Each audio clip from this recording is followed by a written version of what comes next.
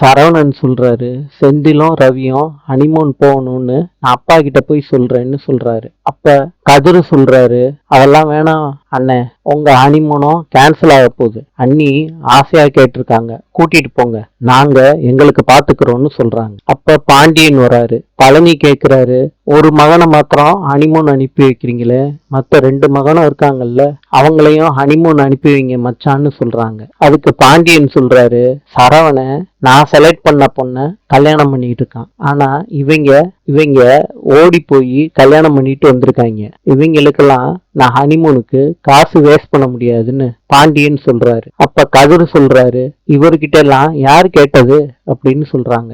அப்ப பாண்டியன் கதிரை திட்டிட்டு உள்ள போறாரு. அப்ப செந்தில் சொல்றாரு, இவ்வளவு நாள் வேலை வாங்கிட்டு 5 காசு கூட சம்பளம் கொடுக்கல, மீனாவுக்கு நான் நினைச்ச மாதிரி ஒரு மல்லிகை பூ கூட வாங்கி கொடுக்க முடியல அப்படின்னு சொல்றதுக்குள்ள திருப்பி பாண்டியன் வந்துடுறாரு. பேச்சை நிறுத்திடுறாங்க. பாண்டியன் சொல்றாரு, நான் பேங்க்குக்கு போனோம், செந்தில் நீ கடைக்கு போயிருன்னு சொல்றாரு. மயிலு அவங்க அம்மாவுக்கு போன் பண்ணி சொல்றாங்க, மாமா ஹனிமூன் போறதுக்கு பர்மிஷன் கொடுத்துட்டாங்கன்னு சொல்றாங்க. பாக்கியம் சொல்றாங்க, அது மாத்திரம் பத்தாது, எங்க போறது எத்தனை நாள் தங்குறதுன்னு நீ தான் முடிவு பண்ணணும் அப்படின்னு சொல்றாங்க. மயிலு சரவணனை பத்தி சொல்றாங்க. பாக்கியம் எப்படி எல்லாம் சரவணனுக்கு சொக்கு பிடி போடுறதுன்னு சொல்லி கொடுக்குறாங்க மயிலுக்கு. சரவணன் வந்த உடனே மயிலு போனை வச்சிடுறாங்க. சரவணன் தம்பிகளை விட்டுட்டு போறத பத்தி மயிலு கிட்ட சொல்லிக்கிட்டு இருக்காங்க. மயிலு எதையும் சொல்லாம கேட்டுக்கிட்டே இருக்காங்க. பழனி காலையில நடந்ததை பத்தி கோமதி கிட்ட சொல்றாங்க. கோமதி தங்கமயில பத்தி பழனி கிட்ட சொல்றாங்க. கடைசியா பழனி சொல்றாரு,